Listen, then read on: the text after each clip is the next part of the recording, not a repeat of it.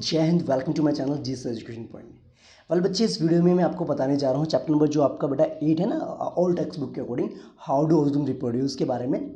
Okay, और जो नई टेक्स्ट बुक के अकॉर्डिंग बेटा आपको बन चुका है, चैप्टर नंबर 7 बन चुका है, उसके बारे में बेटा यहाँ पर डिस्कशन करने वाले हैं। ओके बेटा, मैंने ना बेसिकली यहाँ पर आपको नोट्स प्रोवाइड कर दिए हैं, हैंड रिटन नोट्स हैं, और उनको ही मैं एक्सप्लेन कर रहा हूँ। अगर आपको कोई भी क्वेरी होती है तो मुझे बता सकते हैं आप। और दूसरी बात बेटा, आपको किसी और चैप्टर के एक्सप्लेनेशन चाहिए तो वो भी मुझे कमेंट करके जरूर बताएं, ठीक है। ओके, लेट्स कंटिन्यू बेटा। देखो, सबसे पहले बेटा जब बात करते हो आप ऑर्गेनिजम्स की बात करते हैं, रिप्रोडक्शन की बात करते हैं, तो रिप्रोडक्शन का मतलब होता क्या है, ठीक है। रिप्रोडक्शन का मतलब बेसिकली बेटा यहाँ पर एक मेंशन किया है मैंने, the process of production of new organisms from the existing organisms of the same species is known as reproduction. कुछ समझ में बात आई? रिप्रोडक्शन मतलब रिप्रोड्यूस, दोबारा से उत्पन्न करना। अपनी जैसी स्पीसीज को दोबारा से उत्पन्न करने के प्रोसेस को हम क्या कहते हैं, क्या कहते हैं बेटा? रिप्रोडक्शन कहते हैं, ठीक है। जैसा आपने एग्जांपल देखा होगा बेटा, अगर हम डॉग की बात करें तो डॉग के जो बच्चे होते हैं वो उसी कैटेगरीज के होते हैं, बिल्कुल सेम वैसे होते हैं, है ना। अगर हम ह्यूमन बींग्स की बात करें तो हमारे जैसे ही हमारे जो आगे जनरेशन आएगी वो हमारी जैसी ही होगी, हाँ। ऐसा तो नहीं कभी एग्जांपल आपने देखा हो कि भैया कि ह्यूमन बींग्स का बच्चा कोई कैट हो गया, या कैट का बच्चा कोई ह्यूमन बींग हो गया, नहीं हो सकता ना। तो रिप्रोडक्शन बेटा एक ऐसा प्रोसेस होता है जिसमें नई स्पीसीज डेवलप होती है from the existing one. Okay, जैसे बेटा आपको पता है ना, कुछ लाइफ प्रोसेस आपके लिए इंपॉर्टेंट होते हैं, जैसे न्यूट्रिशंस, रेस्पिरेशन, ट्रांसपोर्टेशन, एक्सक्रीशन, जैसा कि आपने लाइफ प्रोसेस वाले चैप्टर में पढ़ा था, जिससे पता चलता है कि भाई कोई भी ऑर्गेनिज्म क्या जिंदा है या नहीं है ना। तो मुझे ये बताओ, क्या अगर कोई भी ऑर्गेनिज्म अगर रिप्रोड्यूस नहीं करता है तो क्या उस पर कोई फर्क पड़ेगा? नहीं पड़ेगा, ठीक है। लेकिन क्या होगा, धीरे धीरे उनकी स्पीसीज जो है विलुप्त होती जाएगी, यानी खत्म होती जाएगी, ठीक है। तो एक चीज आप ध्यान रखेंगे बेटा, reproduction it is essential for survival of species on the earth and continuity of the life on the earth. Reproduction एक तरीके से इंपॉर्टेंट है फॉर द सर्वाइवल के लिए, जो स्पीसीज हमारी है उनके सर्वाइवल के लिए, और दूसरी बात ताकि जो एक लाइफ जो है कंटिन्यूसली जो है अर्थ पर बनी रहे। अब खुद ही देखो बेटा, अगर सपोज कीजिए मेरे पास सिर्फ 100 ह्यूमन बींग्स बचते हैं, अगर सपोज कीजिए अगर अर्थ में सिर्फ 100 ह्यूमन बींग्स बचते हैं, तो क्या होगा, अगर वो रिप्रोड्यूस नहीं करते हैं तो क्या होगा, धीरे धीरे इनकी स्पीसीज क्या होती, खत्म होती जाएगी। तो एक टाइम ऐसा आएगा कि कोई भी ह्यूमन बींग नहीं बचेगा। समझ में आती? तो इसीलिए उनकी सर्वाइवल के लिए, उनको कंटिन्यूटी ऑफ द लाइफ के लिए रिप्रोडक्शन करना बहुत ज़्यादा जरूरी है। अब रिप्रोडक्शन की जब बात आप करते हो ना बेटा, तो उसमें एक वर्ड आपका आता है डीएनए, जिसको आप कहते हो डीऑक्सीराइबो न्यूक्लिक एसिड कहते हैं। डीएनए बेसिकली कहाँ होता है बेटा? आपका जो बॉडी के अंदर सेल्स होते हैं, सेल के अंदर होता है सेंटर पार्ट में न्यूक्लियस होता है, ठीक है। अब न्यूक्लियस क्या कंटेन करता है बेटा? क्रोमोसोम्स होते हैं। क्रोमोसोम बेसिकली क्या होते हैं? आपके थ्रेड लाइक स्ट्रक्चर्स होते हैं आपके, और क्रोमोसोम्स के अंदर होता है बेटा डीएनए। ओके, और डीएनए क्या करता है बेसिकली? डीएनए क्या करता है? कैरी करता है कौन सी इंफॉर्मेशन? Inherited information. मतलब कि वो एक्चुअल में दिखेगा कैसा, उसका फेस कलर कैसा होगा, उसका आइज कैसी होगी, उसके हेयर कलर कैसा होगा, हेयर डिज़ाइन कैसा होगा, ठीक है, यानी कि फेस कट कैसा होगा। तो जो भी हमारे कैरेक्टर्स होते हैं, जो भी हमारे ट्रेड्स होते हैं, वो एक जनरेशन से दूसरे जनरेशन में ट्रांसफर होता है in the form of DNA की फॉर्म में। क्योंकि डीएनए के अंदर क्या होता है बेटा? डीएनए इंफॉर्मेशन कैरी करता है in the form of gene, ठीक है। एक्चुअली में डीएनए के अंदर क्या होता है? जीन होता है, जो एक तरीके से इंफॉर्मेशन कैरी करता है from one generation to another. इसके बारे में डिटेल में पढ़ेंगे बेटा आप हेरिडिटी वाले चैप्टर में। डन। अब क्वेश्चन ये होता है बेटा, देखो इंपॉर्टेंस ऑफ डीएनए कॉपिंग की बात करें। अब आपको पता है बेटा, जब आपका एक सेल डिवाइड होकर दूसरा सेल बनाते हैं, 2 सेल्स बनाते हैं, तो उसमें होता है क्या ना, डीएनए भी कॉपी होता है। और डीएनए कॉपी होने का मतलब क्या? देखो, पहली बात तो ये एक तरीके से बॉडी डिजाइन को मेंटेन करता है। दूसरी बात, ये ट्रेड्स को ट्रांसफर करता है from one parents to the offspring, मतलब उनके बच्चों में वही कैरेक्टर्स को ट्रांसफर करता है, ठीक है। समझो बात को? ओके। और दूसरी बात क्या होता है? Variations are introduce at the time of DNA copy. जब बेटा डीएनए कॉपी होता है तो उसमें थोड़ा बहुत वेरिएशंस आता है, और वेरिएशंस आने की वजह से वहाँ पर देखने को मिलता है कि भाई आप जो है एग्जैक्टली जो है बिल्कुल सेम नहीं होते अपने पेरेंट्स की तरह। आपके अंदर कुछ फीचर्स होते हैं जो अपने पेरेंट्स की तरह आप लगते हो, है ना बेटा। जैसे आप देखा होगा, आपकी जो आइज़ का कलर आपकी मम्मी से मिलता होगा, या नोज़ आपकी मम्मी से मिलती होगी, फेस कट आपके पापा से मिलता होगा। तो ये जो होता है ना, आपका एक्चुअल में जो जेनेटिकली ट्रांसफर हो रहा है ट्रेड्स, उसके अकॉर्डिंग जो आपका अपीयरेंस आपका डिसाइड होता है। ओके, क्लियर कि नहीं? और थोड़ा बहुत वेरिएशन तो होता है, बट आप थोड़ा बहुत अपने भाई से अलग होंगे थोड़ा सा ना। Okay, that's good. अब बेटा ये बात आती है, क्वेश्चन ये आता है कि वेरिएशन होना क्यों इंपॉर्टेंट है। अगर स्पीसीज में कोई भी चेंज नहीं आता है तो उससे क्या होगा। देखो, अगर बेटा स्पीसीज में वेरिएशन नहीं होता, देखो variation haves the species to withstand drastic environmental changes, the save the species from become extinct and promotes its survival for a long time. होता क्या बेटा, वेरिएशन होने से क्या होता है कि जो भी एनवायरमेंट में चेंज आ रहा है, अगर सपोज कीजिए कोई एक पार्टिकुलर स्पीसीज है मेरे पास है एक्स नाम की, ठीक है, अगर ये एक पार्टिकुलर टेम्परेचर जो है, सपोज कीजिए ये जो है 50 डिग्री सेल्सियस का टेम्परेचर अगर झेल सकती है, सर्वाइव कर जाती है, अगर कोई स्पीसीज, कुछ ऑर्गेनिज्म आपके खत्म हो गए लेकिन कुछ बच जाते हैं, तो इसका मतलब ये हुआ है इनके अंदर क्या आ जाएगा, वेरिएशंस आ जाएगा। ये ड्रास्टिक कंडीशन में क्या हो जाएगा, अपने आप को सर्वाइव कर सकते हैं, अपने आप को क्या कर सकते हैं, जीवित रह सकते हैं। ओके, तो इससे क्या होगा, इनका सर्वाइवल लंबे समय तक चलता रहेगा। इसे कहता है बेटा वेरिएशंस कहते हैं। ओके, वेरिएशंस होता है, चेंजेस आते रहते हैं उसमें। और चेंजेस आने का क्या रील होता है कि अगर वेरिएशन चलता जाएगा तो एक टाइम ऐसा आएगा, एक नई स्पीसीज का इवोल्यूशन हो जाएगा, ठीक है, मिलियंस ऑफ ईयर्स के बाद। Okay, done, clear, that's good. बात समझ में आ गई बात बेटा, ठीक है। तो वेरिएशन क्यों जरूरी है, वेरिएशन इसलिए जरूरी है ताकि वो ड्रास्टिक एनवायरमेंटल कंडीशंस को झेल सकें और वो सर्वाइव कर सकें। उनके सर्वाइवल के लिए वेरिएशन होना बहुत ज़्यादा कंपलसरी है स्पीसीज के अंदर। डन। अब बेटा देखो, आपको पता है रिप्रोडक्शन यानी कि प्रोडक्शन होने के दो तरीके हैं। एक तो है एसेक्सुअल रिप्रोडक्शन और दूसरा आता है आपका सेक्सुअल रिप्रोडक्शन। अब ये दोनों होते क्या हैं, इसमें क्या डिफरेंस है, उसके बारे में बात करते हैं। चलिए, ओके, देखिए बच्चा पार्टी, एसेक्सुअल रिप्रोडक्शन की जब भी आप बात करेंगे तो उसमें सिर्फ एक ही पैरेंट इन्वॉल्व होता है, लेकिन जब हम बाईसेक्सुअल यानी कि हम जब बात करते हैं बेटा सेक्सुअल की बात करते हैं तो उसमें both male and female parents involve होते हैं, ठीक है। अगर बेटा आप जब इस दुनिया में आए हो तो इसका मतलब ऑब्वियसली बात है आपके पेरेंट्स और आपके पेरेंट्स की वजह से आप आए हैं यहाँ पर, ठीक है, यानी कि मदर फादर दोनों ही इन्वॉल्व होते हैं for the birth of a child. Okay, उसे कहते हैं हम सेक्सुअल रिप्रोडक्शन कहते हैं। और एसेक्सुअल रिप्रोडक्शन में क्या होता है, ओनली वन पेरेंट इन्वॉल्व होता है, दो पेरेंट्स आपस में इन्वॉल्व नहीं होते हैं। दूसरी बात बेटा, गैमेट्स इसमें बनते नहीं। गैमेट्स बेसिकली क्या होते हैं, सेक्स सेल होते हैं बेटा, सेक्स सेल, ठीक है। सेक्स सेल इन्वॉल्व नहीं होती है सेक्सुअल रिप्रोडक्शन में, but in the case of sexual reproduction gametes are involved. Okay, progeny is identical to parents. Actual में क्या ना, एसेक्सुअल रिप्रोडक्शन में क्या होता है, अप्रोक्सीमेटली बिल्कुल जो है अपने पेरेंट्स के तरीके होते हैं ऑर्गेनिजम्स, लेकिन यहाँ पर क्या होता है, जेनेटिकली सिमिलर होते हैं लेकिन आइडेंटिकल नहीं होते, एग्जैक्टली सेम नहीं कह सकते। ओके, क्लियर, वेरिएशंस आने के चांसेस भी होते हैं उसमें बेटा, क्लियर रहेगी बात, डन, दैट्स गुड। अब यहाँ पर बेटा जो कहना चाहते हैं एक सेक्सुअल रिप्रोडक्शन का, मैंने आपको समझा दिया वैसे तो। देखो, production of new organisms from a single parent without involvement of sex cell और गैमेट्स, उसे हम कहते हैं एसेक्सुअल रिप्रोडक्शन कहते हैं। एसेक्सुअल रिप्रोडक्शन का मतलब क्या है, नए ऑर्गेनिजम्स तो बनते तो हैं लेकिन सिर्फ इसमें एक ही पेरेंट इन्वॉल्व होते हैं। ओके, तो यहाँ पर आपको अलग अलग तरीके बता रखे हैं एसेक्सुअल रिप्रोडक्शन के, ओके, जिनको हमें डीपली पढ़ना है। Okay, that's continue. पहले आता है बट आपका fission, budding, spore formation, regeneration, fragmentation and last में आपका आता है वेजिटेटिव प्रोपगेशन। तो इन टॉपिक्स को हम वन बाय वन पढ़ेंगे, अगर आपको कोई क्वेरी हो तो बताएंगे आप। परफेक्ट है, ठीक है, समझ में आ रही बात, इंटरेस्टिंग है ना बेटा टॉपिक, अभी तक मज़ा आ रहा है। ओके, अब देखो सुनो बेटा, पहला मोड ऑफ रिप्रोडक्शन की बात करते हैं, दैट इज फिजन। फिजन का मतलब होता है, क्या होता है बेटा फिजन का मतलब, सुना तो होगा आपने कभी ना, फिजन मतलब होता है टूटना, ब्रेक होना, ठीक है।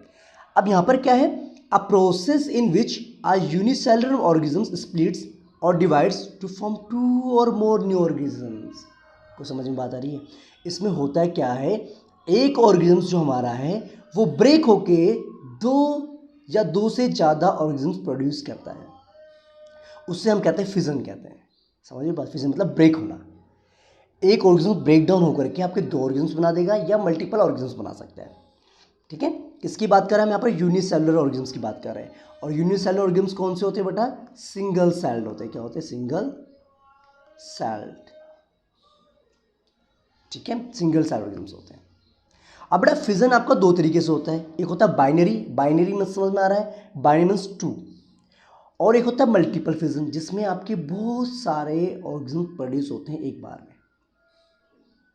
ठीक है, समझे इसकी डेफिनेशन देखिए। देखो binary fission, the parent organism splits to form two organisms under specific condition is called binary fission. जैसे एग्जांपल बताया तो अमीबा भी ऐसे करता है, पैरामीशियम हो गया, लेशमेनिया हो गया, बैक्टीरिया हो गया, प्रोड्यूस बाय बाइनरी फिजन।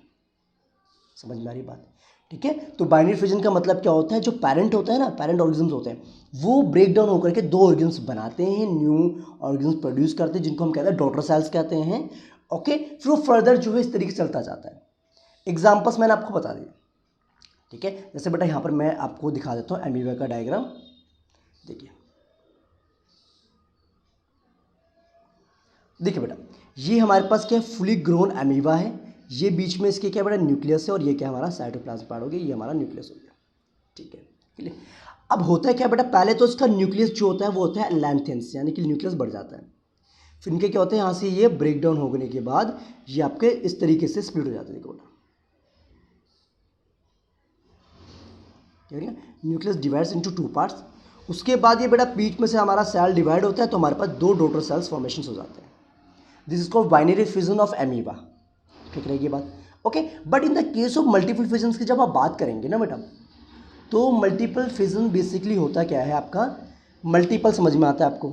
एक से बहुत सारे, है ना? ओके, देखो मल्टीपल फिजन का क्या मतलब है? The parent organisms splits to form many identical daughter organisms at the same time. को समझ में बात आई? बेटा यहाँ पर आपका एक दिमाग में क्वेश्चन आ रहा होगा, सर डॉटर सेल्स क्यों बोलते हैं इनको, सन सेल्स क्यों नहीं बोल सकते? क्या बेटों से कोई दिक्कत है इनको? नहीं ना। एक्चुअली बेटा होता है क्या ना, डॉटर सेल्स इसलिए बोला जाता है बिकॉज ये ना बेटा जो सेल्स बन रहे हैं वो रिप्रोड्यूस करते हैं नेक्स्ट आगे जनरेशन में, इसलिए इनको डॉटर सेल्स बोला जाता है। क्योंकि वो भी फर्दर जो है मतलब स्प्लिट होने के बाद और ऑर्गेनिज्म प्रोड्यूस करेंगे, वो फर्दर स्प्लिट होने के बाद ऑल ऑर्गेनिज्म प्रोड्यूस करेंगे। ठीक है, तो इसीलिए इनको हम डॉटर सेल्स की कैटेगरी में इन्वॉल्व करते हैं। बात समझ में आ रही है कि नहीं आ रही है? ठीक है ना। देखो मल्टी सेलुलर की बात करें यहाँ पर बेटा, मल्टी सेलुलर ऑर्गेनिज्म तो आपको पता है इसमें बहुत सारे सेल्स होते हैं। ठीक है, लेकिन बेटा यहाँ पर बात करें मल्टीपल फिजन्स की बात कर रहे थे ना, किसकी बात कर रहे थे? मल्टीपल फिजन की बात कर रहे थे। तो इसमें होता है कि एक ऑर्गेनिज्म आपका स्प्लिट होकर के बहुत सारे आइडेंटिकल डॉटर सेल्स प्रोड्यूस करते हैं। ठीक है, जैसे एग्जांपल मैं यहाँ पर बताता हूँ आपको, प्लाज्मोडियम। सुना है बेटा कभी मलेरिया के बारे में? मलेरिया तो सुना ही होगा, खतरनाक है ना। डेंगू के बारे में सुना होगा। अब मलेरिया जो होता है बेटा आपको पता होना चाहिए, ये एक फीमेल मॉस्किटो होती है, उसकी वजह से होता है। एनाफिलिस फीमेल मॉस्किटो होता है, एनाफिलिस। ठीक है, स्पेलिंग देख लेना बेटा आप इसकी। एनाफिलिस एक फीमेल मॉस्किटो होती है, अगर वो आपको डंक मारती है, ठीक है, तो उसका मतलब क्या हो, उसने हमारी बॉडी के अंदर बेटा एक प्लाज्मोडियम नाम का ऑर्गेनिज्म इंसर्ट कर दिया। अब प्लाज्मोडियम बेटा कुछ इस तरीके से होता है, उसके बाद सिस्ट की प्रोटेक्टिव लेयर होती है। ठीक, अब होता है क्या, धीरे धीरे वो सेल क्या होता है बेटा आपके डिवाइड होते हैं इस तरीके से। देखो बहुत सारे सेल्स बना दिए अंदर। फिर ये सिस्ट की जो लेयर है ये ब्रेक हो जाती है। ब्रेक होने के बाद बहुत सारे जो डॉटर सेल्स है वो क्या होते हैं, बाहर आ जाते हैं और हमारे ब्लड में जाना स्टार्ट कर देते हैं। होता है ना बेटा। और धीरे धीरे क्या होता है, हमारे जो प्लेटलेट्स है वो डाउन होती जाती हैं, डेंगू के केस में, मलेरिया के केस में। क्योंकि यहाँ पर बेटा एक जो प्लाज्मोडियम है ना, उससे बहुत सारे डॉटर सेल्स बन रहे हैं। आप सोचो अगर बहुत सारे बन रहे तो उससे कितने बनेंगे। तो इसीलिए धीरे धीरे धीरे धीरे क्या होता है, हमारा ब्लड के अंदर जो है प्लाज्मोडियम बढ़ता जाता है, बढ़ता जाता है, और जिससे क्या है बहुत ज़्यादा दिक्कत हो जाती है। समझ रहे हो बात को? क्लियर है कि नहीं है? ओके, तो इतना खतरनाक होता है बेटा प्लाज्मोडियम, जो मलेरिया फैलाने का काम करता है। ठीक है, तो इस चीज़ का आप ध्यान रखिए। यहाँ पर क्या होता है, मल्टीपल फिजन हो रहा है, ये समझाने की बात थी। ठीक है, एक चीज़ के हमने बहुत सारे टुकड़े कर दिए एक तरीके से ना। Okay done, that's good. अब बेटा एक जो एसेक्सुअल रिप्रोडक्शन आता है, अगला जो आता है बडिंग के बारे में। बडिंग BUDDING, बडिंग क्या होता है कि बच्चे, इन budding a small part of the body of the parent organisms grow out as a bud which then detach and become a new organism। होता है क्या है ना बेटा यहाँ पर कि एक्चुअल में यहाँ पर क्या होता है, जैसे हमारे पास एक पेरेंट प्लांट है, यहाँ पर बड़ा हाइड्रा का मैं एग्जांपल देता हूँ आपको। जैसे हमें देखा बड़ी हाइड्रा का एग्जांपल मैं आपको देता हूँ, ठीक है। ये हमारे पास पेरेंट ऑर्गेनिज्म्स है। अब यहाँ से बेटा क्या हुआ, ये पोर्शन हमारा बर्ड की फॉर्म में बाहर निकलना स्टार्ट हो गया। अब धीरे धीरे बेटा ये ग्रो करता है, तो इस तरीके से हो जाता है आपका, और बाद में जब ये मैच्योर हो जाता है तो यहाँ से डिटैच हो जाता है। डिटैच होने के बाद ये आपका इस तरीके से एक डॉटर सेल और प्रोड्यूस कर देते हैं, देखो इसे कहते हैं बडिंग कहते हैं। और यह बच्चा हाइड्रा में भी होता है और यीस्ट में भी होता है। यीस्ट एक तरीके से बेटा ऑर्गेनिज्म्स होता है, ये आपका फिजन भी शो करता है और बडिंग भी शो करता है, ठीक है। देखो यहाँ पर जैसे दिखा ना आपका, देख लीजिए अच्छे। यहाँ पर यीस्ट की बात करें तो अगर मेरे पास एक यीस्ट पेरेंट हमारा ये है, तो ये बेटा क्या करता है, एक तरह से बड फॉर्मेशन करेगा, ठीक है। तो एक बार नए यीस्ट बना देगा, नए यीस्ट बना देगा और साथ में आपकी लॉन्ग चेन भी फॉर्मेशन कर सकता है। Okay, yeast is a tiny unicellular और नॉन ग्रीन प्लांट होता है which is a fungus. It reproduce by budding, ये बडिंग से रिप्रोड्यूस करता है। को समझ में बात है कि नहीं आई? डन। तो बडिंग समझ में आ गया बेटा। बडिंग जैसा आपने देखा ना बेटा, आलू वालू में भी थोड़ा सी उसमें आई निकल जाती है, जिसको हम कहते हैं पोटैटो आई जिसको कहते हैं आप ना, उसे ही बड कह सकते हैं एक तरीके से, ठीक है। तो वही चीज़ यहाँ पर बताएगी आपको, क्लियर कि नहीं? ठीक है, तो इसे कहते हैं बेटा हम बडिंग। क्या होता है, जिसमें बॉडी में से एक पोर्शन बाहर निकलता है, फिर एक मैच्योरेशन पॉइंट में आने के बाद वो बॉडी से डिटैच हो जाता है, तो वहाँ से आपका जो है दो ऑर्गेनिज्म्स बन जाते हैं। पेरेंट तो है ही, एक नया ऑर्गेनिज्म आपको और मिल जाता है, ठीक है। तो ये चीज़ आपने जानी, इसे कहते हैं बडिंग कहते हैं। तो अभी तक बेटा सभी समझ में आ रहा है आपको? पक्का? Perfect, that's good. अब बच्चे, आपने कभी स्पोर फॉर्मेशन के बारे में सुना है?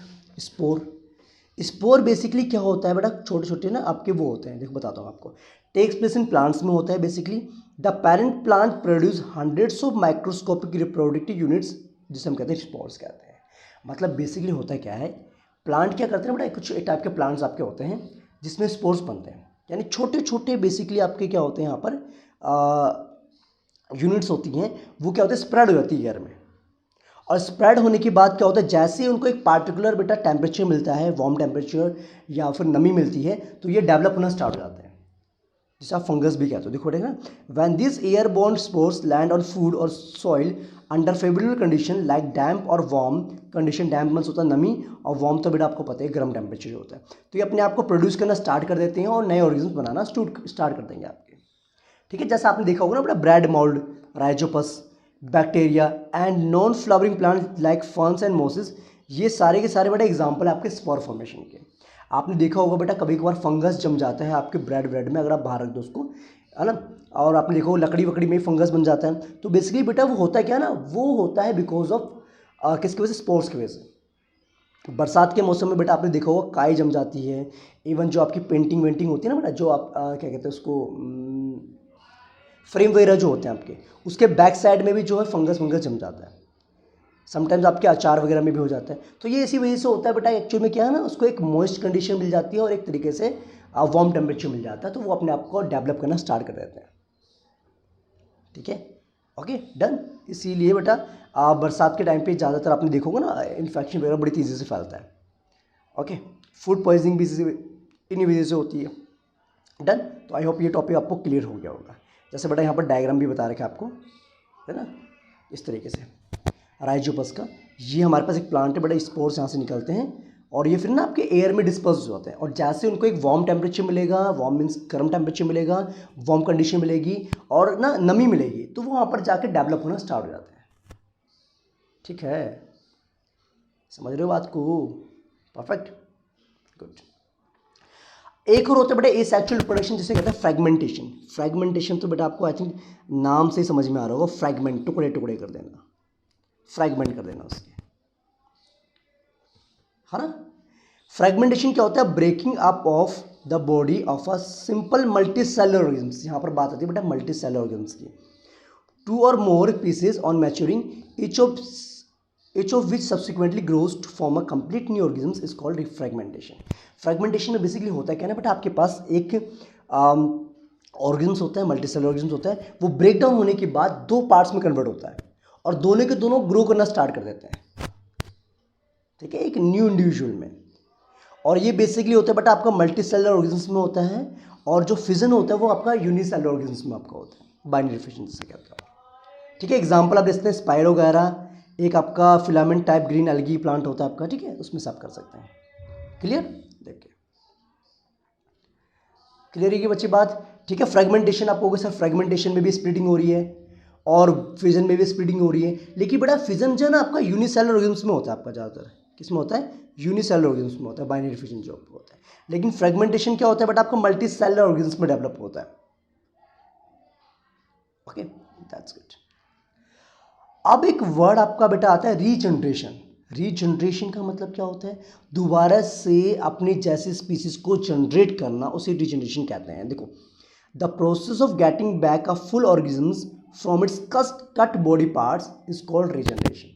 क्या समझे, ये एक प्रोसेस होता है जिसमें एक ऑर्गेन्स को अगर हम कट करते हैं तो उसका कटिंग जो पार्ट है ना वो इंडिविजुअली ऑर्गेन्स की फॉर्म में कन्वर्ट हो जाता है।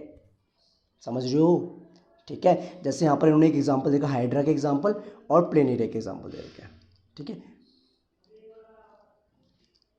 किसके बेटा, एक तो आपको दे रखा है प्लेनेरिया के एग्जांपल और एक आपका हाइड्रा का एग्जांपल हो गया, ठीक है। और देखो जैसे प्लेनेरिया आपका इस तरीके से ऑर्गेन्स होता है, उसको मैंने 3 पार्ट्स में कट कर दिया, तो हर एक इंडिविजुअल पार्ट बेटा रीजनरेट हो, देखो ये देखो,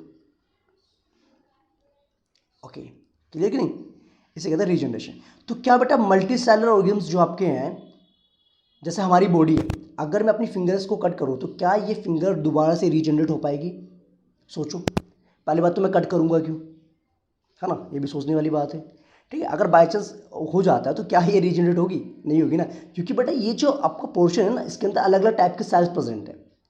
फिंगर में आपके बोन सेल्स भी हैं, ब्लड सेल्स भी हैं, नर्व सेल्स भी हैं, मसल सेल्स भी हैं, फैट सेल्स भी हैं, तो बहुत सारे सेल्स होने की वजह से, कॉम्प्लेक्स होने की वजह से ये रीजनरेट नहीं करता है। देखा ना यहाँ पर, देखो बेटा, the complex multi cellular organisms can not give rise to complete individual from their cut body parts through the process of regeneration due to the presence of large number of specified cells for different organ system. समझ रहे हो बात, different organ system के लिए large number of cells present होते हैं और वो भी डिफरेंट होते हैं, समझ लो, इसलिए वो हमारी जो फिंगर विंगर जो होती हैं वो रीजनरेट नहीं होती।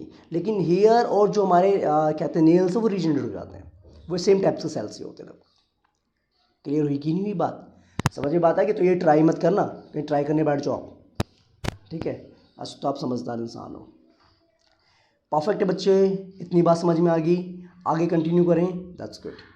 अब आगे क्या होता है बेटा, यहाँ पर एक वर्ड आपका आता है वेजिटेटिव प्रोपोगेशन, ठीक है। थोड़ा सा नॉइस अगर आ रहा हो तो इग्नोर कर सकते हैं आप, background noise, okay. Now listen, vegetative propagation की बात करें तो ये होता क्या है, देखो, in vegetative propagation new plants are obtained from the parts of old plants like stems, roots, leaves without the help of any reproductive organs.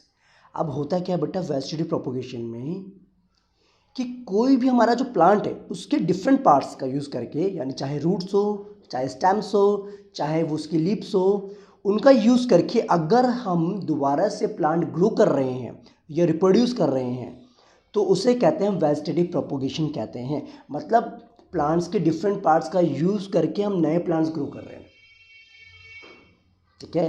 जैसे आपने किया भी होगा ना बेटा काफ़ी चीज़ों में, जैसे आपको पता है कि आपका रोज़ होता है वो भी ऐसे होता है, स्टेम्स को कट करके लाया जाता है ना। जैस्मिन हो गया, तो एक से एग्जांपल दे रखे बेटा, जैसे ग्रीन ग्रास हो गया, वायरोफाइलम हो गया, पोटैटो भी हो गया, मनी प्लांट हो गया। तो ऐसे बहुत सारे एग्जांपल्स आपकी लाइफ में हैं, आपने देखे भी होंगे, जिनको हम जिनके पार्ट्स को कट करके उसको दोबारा लगा देते हैं तो वो ग्रो करना स्टार्ट हो जाता है। तो उसे कहते हैं बेटा vegetative propagation, means reproduction of new plants from the by using the different parts of the plant, ठीक है, ओके। कुछ समझ में बात आ रही है बेटा। और ये आर्टिफिशियल मेथड से किया जाता है, बट आर्टिफिशियल मतलब तो मैन मेड होता है, हम खुद कर सकते हैं इसको ट्राई। जैसे लिखे ना बेटा, आप देखो, artificial propagation of plants, the process of growing many plants from one plant by man made method से कहता है आर्टिफिशियल प्रोपोगेशन। सिंपल सी बात है, चाहे हम कटिंग कर रहे हैं, चाहे हम लेयरिंग कर रहे हैं, चाहे हम क्या कर रहे हैं, ग्राफ्टिंग कर रहे हैं। अभी कटिंग क्या चीज़ है, देखो, a small part of the plant is removed by cutting with it a sharp knife is called cutting। जैसे आपको पता है शुगर कैन को कट करके हम दोबारा लगा दे तो ग्रो कर जाएगा, बनाना को कट करके हम दोबारा लगा दे तो ग्रो कर जाएगा, कैक्टस को अगर हम कट करके दोबारा लगा तो भी ग्रो कर जाएगा। तो उसको कहते हैं कटिंग के थ्रू हम क्या कर रहे हैं, किसी भी प्लांट के पार्ट को, स्टेम्स पार्ट को कट करके दोबारा से लगा देंगे तो वो दोबारा से रिप्रोड्यूस हो जाएगा, मीन्स दोबारा से एक नया प्लांट ग्रो हो जाएगा। That is called vegetative propagation और that is called artificial method for propagation. ठीक है। दूसरा बेटा आपको पता है लेयरिंग वाला। अब लेयरिंग वाले में क्या होता है, लेयरिंग वाले में क्या करते हैं, जो भी हमारे पास, जैसे सपोज कि हमारा एक प्लांट ही ग्रो कर रहा है, ठीक है, इसकी ये स्टेम्स निकल रहे हैं, इसको क्या करेंगे बेटा हम ज़मीन के अंदर से गाड़ देंगे, ठीक है, सॉइल में, और यहाँ से क्या होगा बेटा कुछ दिनों के बाद इसमें से रूट्स निकलना स्टार्ट हो जाएंगे यहाँ से। अब रूट्स निकलना स्टार्ट फिर इसको कट कर दो, यहाँ से एक नया प्लांट हो जाएगा आपका। ठीक लिखा ना आपका, a part generally branches of a plant is band towards the ground living it's growing tip, rest is covered in the soil. जैसे जैस्मिन हो गया, लेमन हो गया, समझ ले बात। यानी टिप्स वाले पार्ट को छोड़ करके हम क्या करते हैं, उसके स्टेम्स का बाकी पोर्शन को नीचे जिस तरीके से दबा देते हैं सॉइल के अंदर, और ऊपर वाले पार्ट को थोड़ा छोड़ देते हैं। ठीक है। तो बाद में क्या करते हैं, एक तरीके से अपना नया प्लांट ग्रो हो जाता है, उसको फिर कट कर लो, आपके पास दो प्लांट हो गए। समझे बात। ठीक है, उसे कहते हैं लेयरिंग कहते हैं। अब एक और मेथड होता है बेटा आर्टिफिशियल का, वो है ग्राफ्टिंग। ग्राफ्टिंग में क्या होता है, method in which two stem of two plant, दो प्लांट की दो स्टेम्स का यूज किया जाता है, one with root and other without root. अब कैसे भाई, ये क्या कहना चाहते हैं, ये भाई ये कह रहे हैं कि एक जो प्लांट हमारा ऑलरेडी जो है वहाँ पर है, उसके ऊपर वाले पार्ट को हमने कट कर दिया, रूट्स को वहीं रहने दिया हमने, ठीक है, और दूसरे प्लांट को हमने उठा के लेके आया, उसकी रूट्स को हमने ज्वाइन दिया, और ऊपर वाले पार्ट को उसको लेके हमने उसको एक साथ ज्वाइन कर दिया, तो उसे कहते हैं ग्राफ्टिंग कहते हैं। ठीक है, are joint and grow and allowed to grow in a single plant, जैसे एप्पल हो गया और पियर हो गया। ठीक है, बी नाशपाती कहते क्या कहते हैं ना। ठीक है, कोई दिक्कत नहीं, समझ में आ रही बातें। ठीक है, पियर आपका नाशपाती होता है, डन। तो इसे कहता है ग्राफ्टिंग कहते हैं। अब ये कह रहा है कि जो रूट वाला पार्ट है, the cut stem of a plant having roots and fixed in the soil, उसे स्टॉक कहा जाता है। जो नीचे वाला पोर्शन होता है बेटा, जो ऑलरेडी क्या है आपका फिक्स्ड है, उसे स्टॉक कहा जाता है। और जो दूसरा प्लांट हम लेकर के आए, स्टेम्स जो लेके आए, उसे सिक्योन कहा जाता है, SCION, सियोन। ठीक है, डन, दैट्स गुड। अब क्वेश्चन ये आता है बेटा एग्जाम में कि जो वेजिटेटिव प्रोपगेशन आप कर रहे हो, इसका क्या फायदा क्या है। बेटा जो भी चीज़ की जाती है फ़ायदे के लिए किया करते हो ना आप ये जो वीडियो देख रहे हो किस लिए, क्योंकि आपके एग्जाम में आने वाला है, अदरवाइज तो आप वीडियो देखो भी नहीं, है ना। दैट्स गुड, है ना, सब पता है ना। हाँ, तो बेटा ध्यान से सुनो बात को कि एक्चुअल में इसका बेनिफिट क्या है वेजिटेटिव प्रोपगेशन। देखो, plants can bear fruits earlier than those the produce from the seeds. Actual में होता है क्या, जो भी प्लांट्स आपके वेजिटेटिव प्रोपगेशन मेथड से जो ग्रो करे गए हैं, वो अपने आप को बेटा रिप्रोड्यूस कर लेते हैं, अपने आप को जल्दी से ग्रो कर लेते हैं कंपेरिजन टू द जो सीड्स के वजह से प्रोड्यूस हुए हैं। दूसरी बात, इनका यूज़ करके बेटा हम सीडलेस प्लांट्स ग्रो कर सकते हैं, सीडलेस फ्रूट्स वाले। ठीक है, इसमें जो प्लांट ग्रो होते हैं वो बिल्कुल जेनेटिकली सिमिलर होते हैं अपने पेरेंट की तरह, और ये चीपर मेथड होता है और ईजियर मेथड होता है बेटा ग्रो करने का। ठीक है, समझिए बात। तो ये चीज़ आपने ध्यान रखनी है, क्लियर। अब बेटा एक वर्ड यहाँ पर दे रखा है टिश्यू कल्चर। टिश्यू कल्चर में क्या होता है, the production of new plants from a small piece of plant tissue remove from the growing tips of the plant in a suitable growth medium is called tissue culture. देखो बेटा tissue culture कुछ नहीं है, ये lab में prepare किया जाता है। इसमें क्या होता है कि जो भी प्लांट का पोर्शन ग्रो कर रहा है, उसकी वहाँ से हम एक सैंपल लेते हैं और उसको लैब में एक मीडियम प्रोवाइड किया जाता है ताकि वो ग्रो कर सके, उससे हम टिश्यू कल्चर कहते हैं। और ये जो टॉपिक अभी हमने पढ़े बेटा, ये सारे के सारे टॉपिक आपके थे एसेक्सुअल रिप्रोडक्शन के बारे में। तो आई होप बेटा यहाँ तक तो आप सभी को कोई दिक्कत नहीं होगी। अगर आपको लगता है बेटा कोई क्वेरी वगैरह है तो आप बताएंगे, कोई दिक्कत की बात नहीं है। ठीक है, परफेक्ट, दैट्स गुड।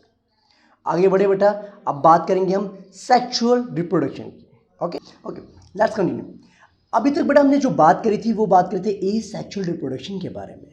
अब बात करेंगे द मोस्ट इंपॉर्टेंट टॉपिक जहाँ से क्वेश्चंस आपके मोस्टली बनते हैं। क्वेश्चन तो बेटा वहाँ से ही बनते हैं, वेजिटेटिव प्रोपगेशन वाला जो पार्ट आपका है ना, वहाँ से क्वेश्चंस आपके एग्जाम में देखने को मिलते हैं। और वैसे बेटा यहाँ से जो क्वेश्चन बनते हैं वो भी मैं आपको बताता रहूँगा। देखो, पहले बात करें बेटा सेक्सुअल रिप्रोडक्शन की, हम बात करते हैं। सेक्सुअल रिप्रोडक्शन मैंने आपको स्टार्टिंग में ही बताया था, जिसमें दो पेरेंट्स इन्वॉल्व होते हैं। ठीक है, when reproduction take place as a result of fusion of two gametes one from each parent, उसे हम कहते हैं सेक्सुअल रिप्रोडक्शन कहते हैं। ये एक ऐसा प्रोसेस होता है बेटा जिसमें आपके जो नए ऑर्गन्स बन तो रहे हैं लेकिन यहाँ पर दोनों इन्वॉल्व हैं, दोनों पेरेंट्स इन्वॉल्व है, मदर एंड फादर। ओके क्योंकि इसमें mail and female gametes, gametes means होता है सेक्स सेल्स, वो इन्वॉल्व होते हैं और तब जाके ही रिप्रोडक्शन होता है और तब जाके न्यू ऑर्गन्स प्रोड्यूस होती है। ठीक है, अब होता है कि ना बेटा इस प्रोसेस को हम कहते हैं फर्टिलाइजेशन कहते हैं, जहाँ पर मेल गैमेट और फीमेल गैमेट का फ्यूजन होता है। फ्यूजन का मतलब क्या होता है, कॉम्बिनेशन होता है उनका, आपस में एक तरीके से कह सकते हैं फ्यूजन होता है, रिएक्शन होता है, उसे हम फर्टिलाइजेशन कहते हैं। ठीक है, अब देखो बच्चे यहाँ पर बात करते स्टार्ट करते, देखिए अब यहाँ पर बेटा मेंशन क्या हुआ है, sexual reproduction flower plant, flowering plants की बात करें। देखो फ्लावरिंग प्लांट्स की बेटा बात करें तो उसमें दो रिप्रोडक्टिव पार्ट होते हैं। पहले मैं आपको डायग्राम दिखा देता हूँ फिर आपको मैं एक्सप्लेन करता हूँ। ठीक है, समझने में आसानी रहेगी आपको।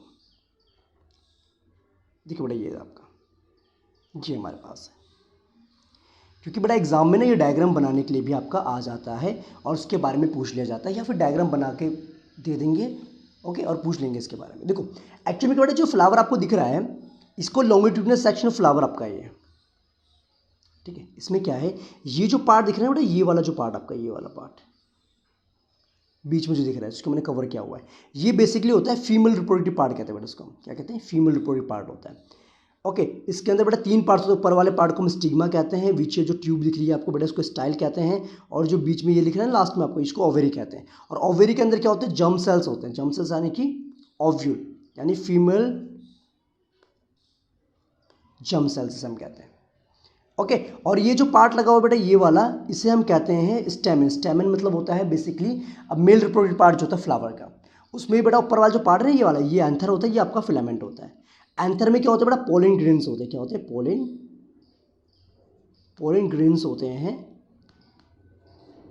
ओके और ये बच्चे इसके पार्ट हो गए, सैपल्स हो गए, और इसको हम, ये हमारे पेटल्स हो गए, ये जो फ्लावर आपको बना है डिजाइन। ठीक है, ये पेटल्स हो गए। ठीक है, समझ में आ गई बात। अब बेटा इसको समझाते हैं वन बाय वन कि एक्चुअली में होता कैसा है रिप्रोडक्शन फ्लावर्स में। देखो बेटा, देखिए स्टूडेंट्स, पहली बात सेक्सुअल रिप्रोडक्शन फ्लावर की बात करें तो बेटा आपको पता होना चाहिए फ्लावर के दो मेन पार्ट होते हैं, एक होता है स्टेमन जिसको हम कहते हैं मेल रिप्रोडक्टिव पार्ट कहते हैं, और एक होता है कार्पेल जिसको हम पिस्टिल भी बोलते हैं, वो होता है आपका फीमेल रिप्रोडक्टिव पार्ट होता है। अब बेटा मैंने आपको बताया स्टेमन में दो पार्ट होते हैं, एक तो बेटा आपको पता है एंथर जिसमें पोलन ग्रेन्स पाए जाते हैं। ठीक है, और यहाँ पर बेटा क्या है, और एक होता है फिलामेंट। एंथर के अंदर क्या होता है बेटा, पोलन ग्रेन्स होते हैं जिसको हम कहते हैं मेल गैमेट्स, और फिलामेंट आपकी एक ट्यूब होती है जिसके ऊपर एंथर अटैच्ड होता है जहाँ पर पोलन ग्रेन्स प्रेजेंट होते हैं। लेकिन अगर बात करें फीमेल रिप्रोडक्टिव पार्ट की बात करें तो उसके अंदर बेटा तीन पार्ट आपके हैं। एक होता है आपका स्टिग्मा, सबसे ऊपर होता है, फिर उसका स्टाइल एक ट्यूब सी होती है, उसके बाद बेटा आता है लास्ट में ओवेरी होती है, जो नीचे वाला पोर्शन होता है उसमें ओवेरी होती है। ओवेरी में क्या होता है, एग सेल्स होते हैं जिसको ओव्यूल भी कहते हैं, ovule. Okay clear, that's good. अब बेटा फ्लावर जो है आपका दो कैटेगरीज में हमने डिवाइड कर रखे हैं, एक होता है यूनिसेक्सुअल जिसमें सिर्फ क्या होता है एक ही फीमेल, एक ही आपका क्या होता है रिप्रोडक्टिव पार्ट हो, या तो मेल रिप्रोडक्टिव पार्ट होगा या तो फीमेल रिप्रोडक्टिव पार्ट होगा, या तो स्टेमन होगा या फिर कार्पेल होगा। जैसे एग्जांपल पपाया हो गया, वाटरमेलन हो गया। और बाइसेक्सुअल वो प्लांट्स होते हैं, वो फ्लावर्स होते हैं जिनके अंदर दोनों ही सेक्स पार्ट जो प्रेजेंट होते हैं, स्टेमन्स और कार्पेल, जैसे हिबिस्कस हो गया, मस्टर्ड हो गया। ठीक है, अब बेटा ये तो दिक्कत आ रही है यहाँ पर, होता क्या है, देखो होता ये है कि जो पोलन ग्रेन्स होते हैं वो चले जाते हैं बेटा फीमेल रिप्रोडक्टिव पार्ट के स्टिग्मा में चिपक जाते हैं। अब ये स्टिग्मा में आए कैसे, तो उनके बेटा दो तरीके, या तो सेल्फ पोलिनेशन हुआ होगा या फिर क्रॉस पोलिनेशन होता है। सेल्फ पोलिनेशन का मतलब होता है transfer of pollen grains of a flower to the stigma of same flower. Same flower के पोलन ग्रेन्स जो उठ करके आपके क्या कहते हैं सेम फ्लावर के स्टिग्मा में चिपक जाते हैं, अटैच्ड हो जाते हैं, तो उसे कहते हैं हम सेल्फ पोलिनेशन कहते हैं। और क्रॉस पोलिनेशन में क्या होता है बेटा, transfer of pollen grains of a flower to the stigma of carpel of another flower. यानी कि होता क्या है, दूसरे फ्लावर के जो पोलन ग्रेन्स होते हैं वो दूसरे वाले फ्लावर के स्टिग्मा में जाकर अटैच हो जाते हैं। अब ये जाते कैसे हैं, जो तो बेटा एयर के थ्रू चले जाएंगे, या फिर इंसेक्ट्स के थ्रू चले जाएंगे, या एनिमल्स के थ्रू चले जाएंगे। ठीक है, और मेंशन किया देखो, transfer of pollen grains from one flower to another achieved by the agents like wind, water and animals. ठीक है, तो इनके थ्रू जो है ट्रांसफर हो जाता है। अब ये जब पॉलिनेशन होता है बेटा, पॉलिनेशन मैंने आपको बताया स्टिग्मा में जाकर अटैच होता है पोलन ग्रेन। अब जैसे ही पोलन ग्रेन बेटा स्टिग्मा में जाकर अटैच्ड होता है तो it leads to the formation of pollen tube, वो पोलन ट्यूब बनाता है। अब वो पोलन ट्यूब जो बनती है ना, तो पोलन ट्यूब बनने के बाद क्या होता है, देखो द पोलन ट्यूब्स ग्रोज, यहाँ पर लिखा है बेटा आप देखो मेंशन क्या हुआ है, after pollination a pollen tube grows out of the pollen grains through which the male germ cells reaches the ovary and fuses with the female germ cells। और इस ट्यूब के थ्रू क्या करता है, वो आपका ओवरी में पहुंच जाता है। ओवरी में पहुंचने के बाद वहाँ क्या होता है, फ्यूजन होता है। Fusion means fusion of male and female gametes is called fertilization. अब ये बनाता है बेटा ओवरी के अंदर एक जाइगोट बनाता है, ठीक है। जाइगोट क्या होता है, बेसिकली एक आपका क्या एक तरीके से एक आपका सेल बनता है जब मेल और फीमेल गैमेट्स का फ्यूजन होता है आपस में, ठीक है, ओके, कॉम्बिनेशन होता है आपस में, तो उसे हम जाइगोट कहते हैं। क्लियर कि नहीं बेटा, देखो यहाँ पर ये ना बेटा, यहाँ पर पोलन ग्रेन आया, यहाँ पर पोलन ग्रेन बेटा, फिर यहाँ से ये सीधा चले जाते हैं कहाँ पर, ओवेरी के अंदर, और फिर यहाँ पर बेटा फ्यूजन होता है। ओके, बात समझ में आ रही कि नहीं आ रही। अब ये जब जाइगोट बन गया,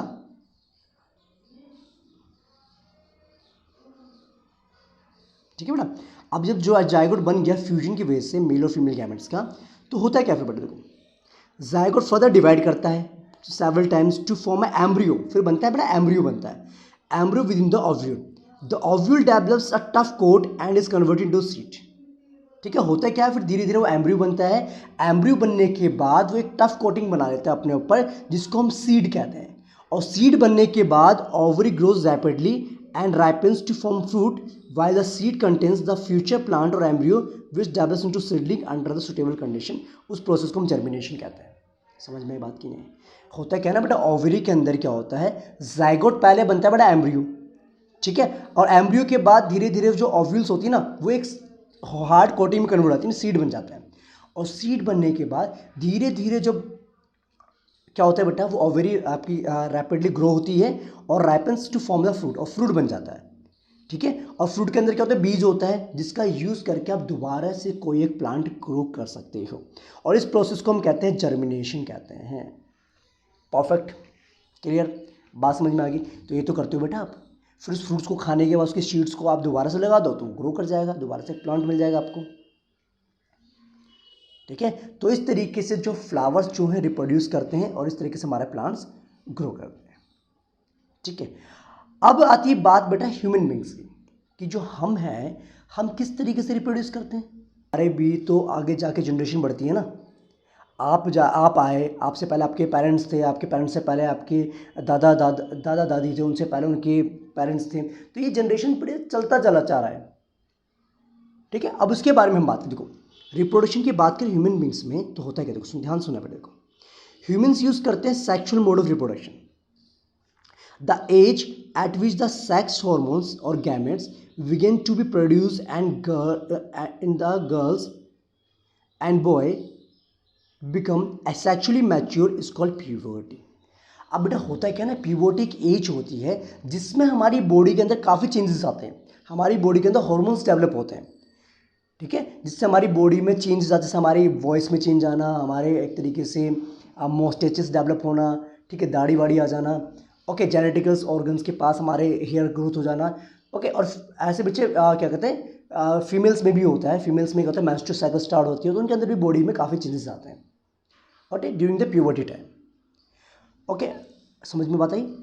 तो प्यूबर्टी बेटा एज जो होती है बॉयज़ के लिए वो 13-14 ईयर्स होती है और गर्ल्स के लिए होती है 10 या 12 ईयर्स होती है, यानी कि गर्ल्स जो है हमारे से ज़्यादा पहले उनके अंदर प्यूबर्टी डेवलप होना स्टार्ट हो जाती है।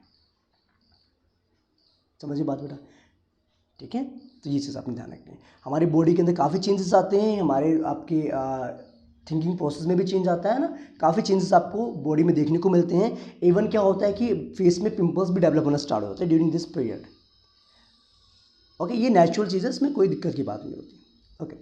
अब बेटा क्या होता है, बात करें मेल रिप्रोडक्टिव ऑर्गन की, हम बात करें मेल रिप्रोडक्टिव सिस्टम की बात करते हैं। देखो अब होता है कि बेटा मेल रिप्रोडक्टिव सिस्टम में the formation of male germ cells takes place in the testis, जिसे हम कहते हैं मेल रिप्रोडक्टिव ऑर्गन कहते हैं।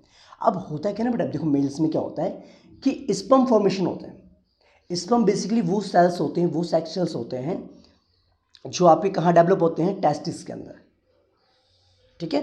The pair of testis are present inside the scrotum which is present outside the abdominal cavity. ये basically बेटा क्या होता है, एक पाउच लाइक स्ट्रक्चर होता है हमारी बॉडी के अंदर, बॉडी के बाहर, ठीक है, जिसके अंदर टेस्टिस प्रेजेंट होते हैं। और टेस्टिस के अंदर क्या होता है बेटा, एक तरीके से, एक तो बेटा ये ना आपका स्पर्म फॉर्मेशन में हेल्प करता है, और दूसरा टेस्टोस्टेरोन नाम का एक हार्मोन होता है जो बॉडी में हमारे डेवलप होता है। देखो यहाँ पर scrotum has a relatively low temperature needed for the production sperms by testis. कभी कभी बेटा एग्जाम में क्वेश्चन पूछ लेते हैं कि जो आपका स्क्रोटम है उसका जो टेम्परेचर है वो बेटा 2 या 3 डिग्री सेल्सियस कम क्यों होता है बॉडी के टेम्परेचर से। बिकॉज बेटा आपको पता है ना, जो स्पर्म फॉर्मेशन होता है वो लो टेम्परेचर पे होता है, दैट्स वाई स्क्रोटम का जो टेम्परेचर होता है वो लो होता है, ठीक है। अच्छा, टेस्टिस बेटा ना एक तरीके से क्या रिलीज करते हैं, एक सेक्स हार्मोन रिलीज करते हैं जिसको टेस्टोस्टेरोन बोलते हैं, जो मैंने आपको पहले बताया था। इस तरीके से बेटा स्पर्म दिखता है आपका, ठीक है, ये इसकी टेल हो गई, इसका हेड हो गया, ठीक है। अच्छा, अब क्वेश्चन ये भी पूछते हैं बेटा कि टेस्टोस्टेरोन जो हार्मोन्स आपके हैं इसका काम क्या है। टेस्टोस्टेरोन बेसिकली करता है regulates the production of sperm, sperm के प्रोडक्शन को कंट्रोल करता है या स्पर्म प्रोडक्शन में हेल्प करता है आपका testosterone hormone. Bring about the changes in the appearance seen in the boys eight the time of puberty.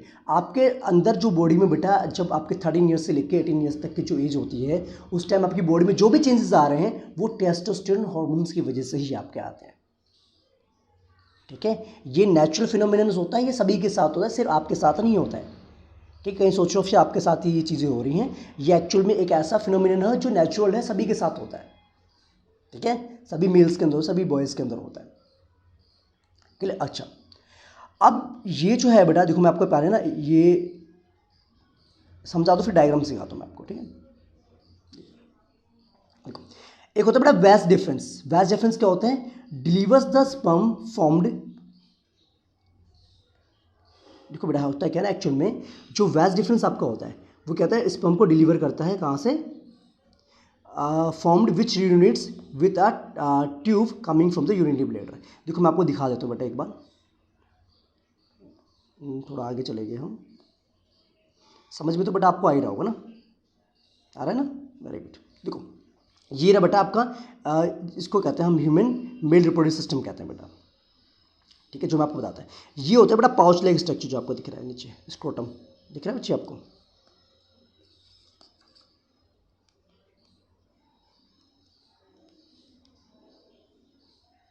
ठीक है, ठीक है बच्चे। देखो ये ना ये वाला जो पोर्शन आपको दिख रहा है ये है स्क्रोटम, इसे कहते हैं बेटा स्क्रोटम कहते हैं, ठीक। यहाँ पर ये है, ये आपके है टेस्टिस, ये है टेस्टिस, और ये दिखा रखा है ये बेटा ये है वैस डिफरेंस, ये ट्यूब होती है जहाँ से स्पर्म जो फ्लो करता है, ठीक। अब स्पर्म जो वैस डिफरेंस के थ्रू जाएगा तो यहाँ से जब बेटा ये निकलेगा इस तरफ, तो ये जो है ना प्रोस्टेट ग्लैंड जिसे हम कहते हैं, ये एक तरीके से बेटा क्या करता है, इसको लिक्विड प्रोवाइड करता है, न्यूट्रिशंस प्रोवाइड करता है, सो दैट जो स्पर्म जो है सर्वाइव कर सके, ठीक है, ओके।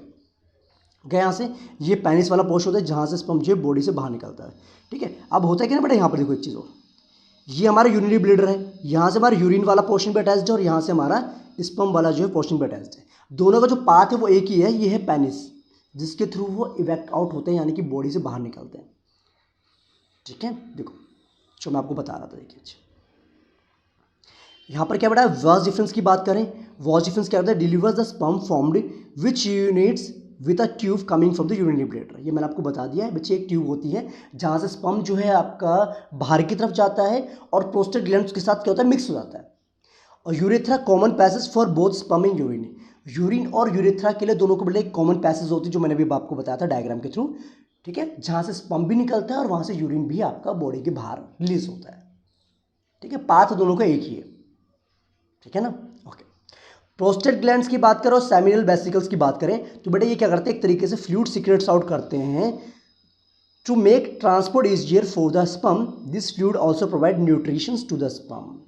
अब जो स्पर्म आपके हैं वो सर्वाइव कैसे करते हैं बेटा, उनको न्यूट्रिशन कहाँ से मिलेगा, तो ये जो प्रोस्टेट ग्लैंड होता है ये आपके स्पर्म्स को क्या करता है, एक तरीके से न्यूट्रिशन प्रोवाइड करता है और एक फ्लूइड मीडियम प्रोवाइड करता है सो दैट स्पर्म जो है इजीली फ्लो कर सके आगे की तरफ, ठीक है, ओके। और एक क्या बनाते हैं, सीमेन बनाते हैं। सीमेन बेसिकली क्या होता है, स्पर्म और एक लिक्विड का जो कॉम्बिनेशन होता है उसे सीमेन कहा जाता है, ठीक है, चले आगे बढ़े, दैट्स गुड। और ये बेटा मैंने आपको बताया था पेनिस के बारे में। Penis external male genetical organ होता है which helps in the transfer of sperms outside the body. Body के बाहर जो बेटा स्पर्म्स को रिलीज करने के लिए आपका ये वाला ऑर्गन होता है, जिसका पैसेज मैंने आपको बताया था, कॉमन पैसेज होता है यूरिन का भी और उसका भी आपका। Done, perfect, that's good. आगे बढ़ें, ओके। देखिए बच्चे, अब बात करते हैं फीमेल रिप्रोडक्टिव सिस्टम की बात करें। अब फीमेल रिप्रोडक्टिव सिस्टम की जब बात करेंगे तो बेटा आपको पता होना चाहिए फीमेल जर्म सेल्स और eggs are produce in the ovaries located in the both the sides of the abdomen.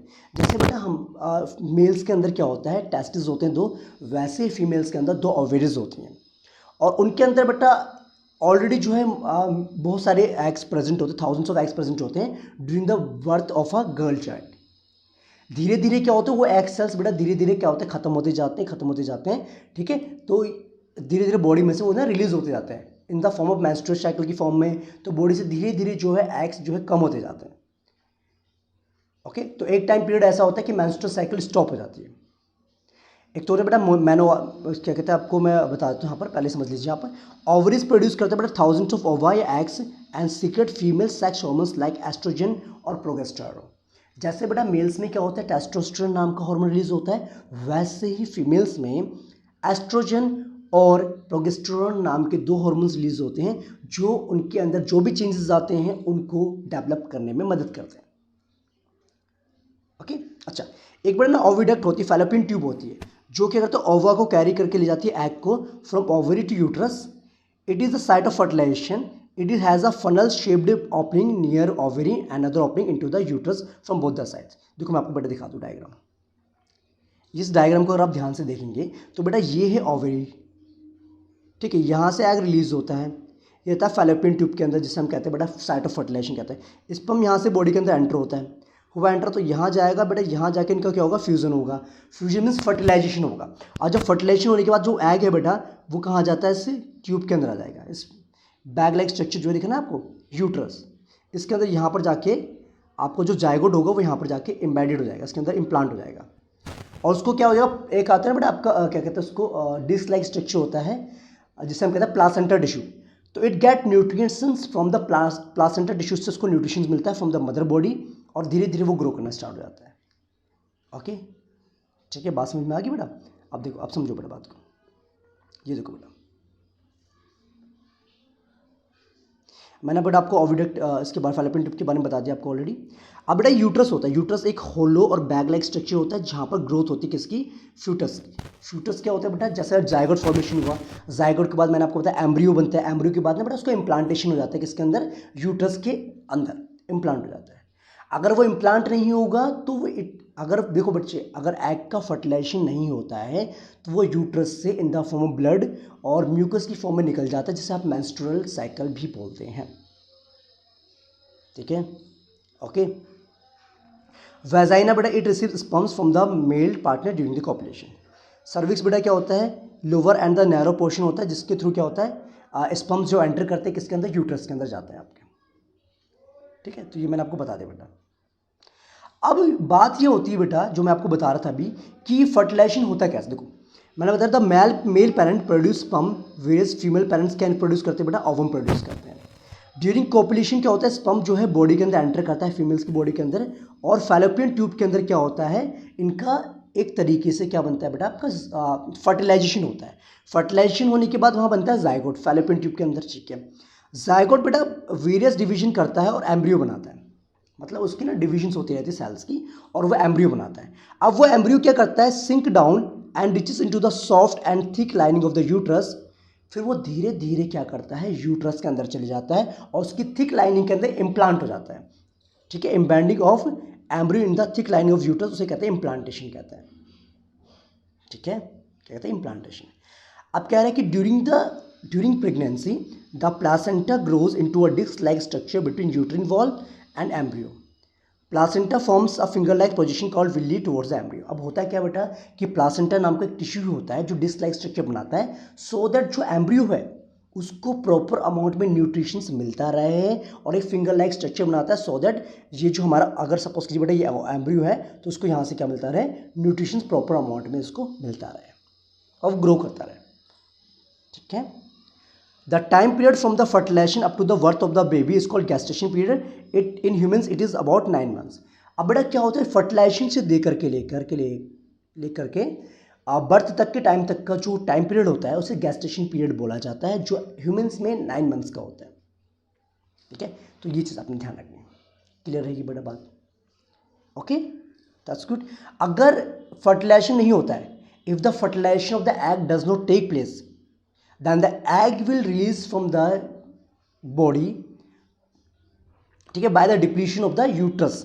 Uterus की जो लेयर होती है वो धीरे धीरे बेटा क्या होती है, डिप्लीट होना स्टार्ट हो जाती है और वो म्यूकस या ब्लड की फॉर्म में बॉडी से रिमूव हो जाती है, जिसको हम कहते हैं मेंस्ट्रुअल साइकिल भी कहते हैं, मेंस्ट्रुएशन भी कहते हैं उसको. ओके, क्लियर रहेगी बात बेटा? ठीक है, ओके. यहाँ पर शायद मेंशन नहीं कर रहा है, यहाँ पर आप देख लेंगे बेटा उसको.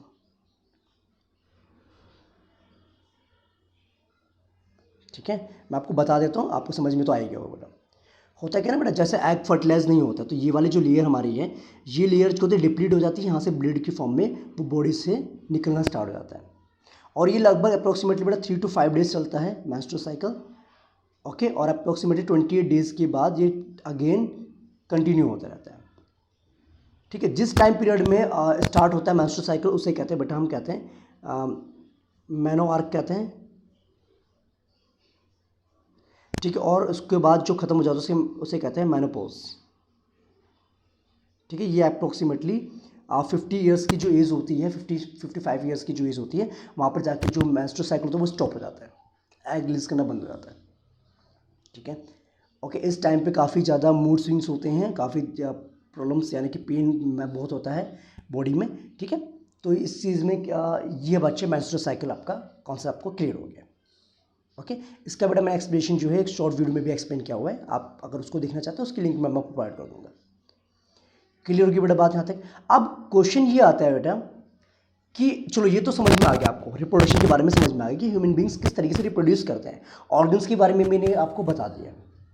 अब ये इशू होता है बेटा, कभी कभार क्या होता है, काफ़ी ज़्यादा रिप्रोडक्टिव हेल्थ का इश्यूज आता है. और वो क्या होता है बेटा, सुनो देखो. Reproductive health means a total wellbeing in all aspect reproductive, that is physical, emotional, social and behaviour. Reproductive health का मतलब ये होता है कि बेटा एक तो सेक्सुअली बिल्कुल वो फिट हो, ठीक है, इमोशनली फिट हो, ठीक है, मतलब उसको कोई प्रॉब्लम ना हो. ठीक है, उसे कहते हैं हम कि भाई रिप्रोडक्टिव हेल्थ के बारे में बात कर रहे हैं. ठीक है, और एक टाइम पीरियड में ही बेटा जो है कोई भी जो ह्यूमन बींग्स होता है वो रिप्रोड्यूस कर सकता है एक एज के बाद, एक मैच्योरेशन पॉइंट में आने के बाद. ठीक है, अच्छा. कॉन्ट्रासेप्शन की बात करें, कॉन्ट्रासेप्शन में क्या होता है, preventing pregnancy in humans is called contraception. Contraceptive methods का मतलब क्या होता है, प्रेगनेंसी को क्या करना, एक तरीके से प्रिवेंट करना, बचाना, उसे हम कॉन्ट्रासेप्शन कहते हैं. और यहाँ पर बेटा यहाँ पर लिखा हुआ है एनी डिवाइस और chemicals which prevents pregnancy in women is called contraceptive methods. उन्हें कॉन्ट्रासेप्टिव मेथड्स कहते हैं, कॉन्ट्रासेप्टिव कहते हैं. ठीक है, अब यहाँ पर मैंने बच्चे मेंशन किया हुआ है यहाँ पर मेथड्स ऑफ कॉन्ट्रासेप्शन, अलग अलग मेथड्स आपके दे रखे कॉन्ट्रासेप्शन के. देखो, एक होता है बेटा फिजिकल बैरियर होता है. फिजिकल बैरियर का मतलब होता है कि स्पर्म को हम एग के साथ फ्यूजन होने से बचा रहे हैं, तो इसमें use of condoms and diaphragm वगैरह हम यूज़ कर सकते हैं. ठीक है, सर्जिकल मेथड में क्या होता है कि वॉज डिफरेंस जो होती है ना, आपकी ट्यूब होती है जो स्पर्म को रिलीज करती है बाहर की तरफ, उसको ब्लॉक कर दिया जाता है किसमें, मेल्स में, जिसे हम वैसेक्टोमी कहते हैं, और फीमेल्स में फिलोपियन ट्यूब को ब्लॉक कर देते हैं सो दैट वहाँ पर जो है एक तरीके से फ्यूजन ना हो, उसे ट्यूबेक्टोमी कहते हैं. केमिकल मेथड भी होता है. केमिकल मेथड में क्या होता है, female use 2 types of pills, जैसे ओरल हो गया, वैजिनल पिल्स यूज़ करती हैं. ठीक है, इससे होता है क्या ना बेटा, हार्मोन में चेंजेस आने के चांसेस बढ़ जाते हैं, हार्मोन चेंजेस क्या होते हैं, हार्मोनल चेंजेस. तो this is not a best method, ये आपका बढ़िया मेथड नहीं है. IUCD की बात करें तो कहते हैं इंट्रा यूट्रिन कॉन्ट्रासेप्टिव डिवाइस होता है, जैसे कॉपर-टी हो गया या लूप हो गया, इसको यूट्रस के अंदर प्लेस कर देते हैं ताकि प्रिवेंट्स प्रेगनेंसी ना हो. ठीक है, अच्छा. अब यहाँ पर बेटा एक क्वेश्चन ये आता है कि एग्जाम में कि why using condom is beneficial. It protects us person from the sexual transmitted disease such as gonorrhoea and syphilis and AIDS. Basically होता है कि बेटा कॉन्डम्स यूज करने से क्या होता है, एक फिजिकल बैरियर होता है, इससे एक सेक्सुअली ट्रांसमिटेड डिजीज होने के चांसेस कम हो जाते हैं और बॉडी में ट्रांसमिट नहीं होते हैं. अच्छा, अब ये आते हैं बेटा डिसएडवांटेज क्या है कॉपर-टी के यूज़ करने के. देखो, it causes side effects due to irritation in the uterus. Uterus में इरिटेशन होने के चांसेस बढ़ जाते हैं, इसीलिए कॉपर-टी का यूज़ जो है इसका बड़ा साइड इफेक्ट होता है बहुत तगड़ा, ठीक है, डिसएडवांटेज होते हैं। इससे यूट्रस के अंदर इरिटेशन होने के चांसेस बचते हैं, हो जाते हैं, और it can not prevent her from acquiring sexual transmission from her partner, ठीक है। इसमें होता है क्या ना बेटा, सेक्सुअली ट्रांसमिटेड डिजीज होने के चांसेस बढ़ जाते हैं। ये एक्चुअल में एसटीडीज को नहीं रोक पाती, यानी सेक्सुअल ट्रांसमिटेड को नहीं रोक पाती। और दूसरा क्या होता है, इससे इरिटेशन डेवलप हो जाती है यूट्रस के अंदर।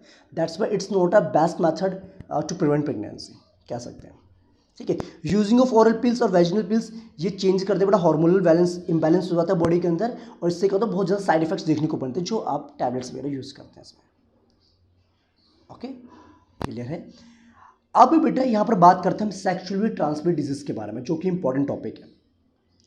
ये बेटा वो डिजीज होती है, disease which can be transmitted from one infected person to the healthy person through a sexual contact are known as sexually transmitted disease आपके होती है। जो सेक्सुअल कॉन्टैक्ट की वजह से एक इफेक्टेड पर्सन से, इन्फेक्टेड पर्सन से जो बिल्कुल ठीक पर्सन उसके अंदर ट्रांसमिट हो जाती है, उसे हम कहते हैं सेक्सुअल ट्रांसमिटेड डिजीज होती है। जबकि दो कैटेगरीज में होती है, एक तो वायरल होती है, एक आपकी बैक्टीरियल होती है। वायरल की बात करें तो बेटा इसमें आपका आ जाता है HIV एड्स, यानी हाई इम्यून डेफिशिएंसी वायरस कहते हैं उसको। एड्स की फुल फॉर्म होती है एक्वायर्ड इम्यून डेफिशिएंसी सिंड्रोम कहते हैं, यानी ये वायरल इन्फेक्शन होता है और बड़ा खतरनाक वायरस होता है बेटा, ठीक है। ये आपके इम्यून सिस्टम को जाकर के वीक कर देता है और धीरे धीरे आपकी बॉडी जो है कोई भी अगर थोड़ा सा भी जुकाम खांसी हो तो उससे इफेक्टेड हो जाती है। बैक्टीरियल्स की बात करें तो बैक्टीरिया वगैरह आपकी बॉडी में एंटर हो जाते हैं, जैसे साइफिलिस और गोनोरिया नाम की बीमारियां डेवलप हो जाती है। ओके, तो आई होप बेटा ये जो टॉपिक मैंने आपको समझाया है आपको क्लियर हो गया होगा। अगर कोई भी टॉपिक में आपको अगर डाउट हो तो मुझे बता सकते हैं, ठीक है। मेंस्ट्रुअल साइकिल का बेटा यहाँ पर इसमें शायद मेंशन नहीं है इस नोट्स में। ओके, आप उसको अपनी तरीके से लिख सकते हैं, कोई दिक्कत की बात नहीं, मैंने आपको एक्सप्लेन कर दिया है। अगर कोई भी क्वेरी हो तो बेटा आप बताएंगे, और आपको वीडियो पसंद आती है तो बेटा लाइक एंड शेयर आप करेंगे, हाँ, ओके। और अपने दोस्तों को भी बेटा वीडियो शेयर करें, और नेक्स्ट बेटा जिस भी चैप्टर की आपको वीडियो चाहिए वो मुझे आप बता सकते हैं। Okay, done. और कुछ भी बेटा आप अगर सजेशन देना चाहते हैं वीडियो में चेंजेस करने के लिए, आप वो मुझे वो भी बता सकते हैं। तो मिलेंगे नेक्स्ट वीडियो में, तब तक के लिए आप अपना ध्यान रखेंगे। बाय बाय, टेक केयर, जय हिंद।